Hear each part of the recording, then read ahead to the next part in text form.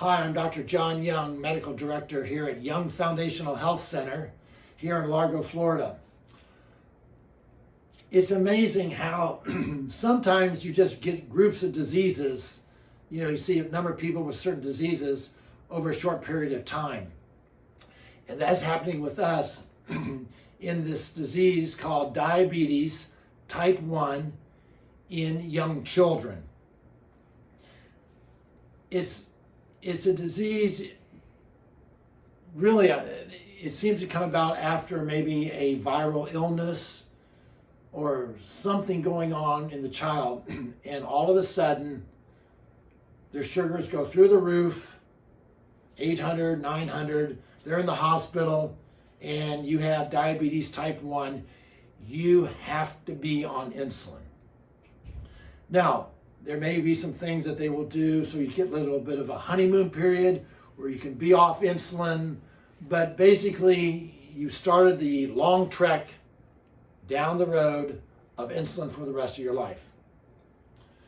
So because we look at things outside the box and try to maybe get a fresh pair of eyes on the disease, we've looked at this disease and we've really been very pleased with our results. Once again, we cannot say we have cured anything, but we've just taken a different approach to the disease.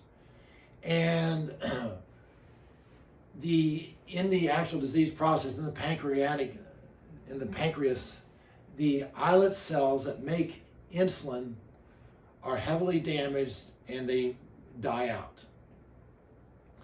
So we've looked at some studies where they're doing cell transplants with stem cells, and it's very experimental, but some good reports are coming out. So we have been using umbilical cord stem cells, and then some other products of that cord blood, using that in treating these patients. The other thing is we've also looked at the biochemistry of the disease and have discovered that there's an electrical problem in the islet cells or in the pancreas. So it's very, very difficult for the pancreas to make an electrical charge to run the ability to make insulin. So we're looking at an old drug, rarely used nowadays, to actually get that electrical charge up around 75 millivolts per firing 100 times a second, versus 10 to 40 millivolts of electrical energy.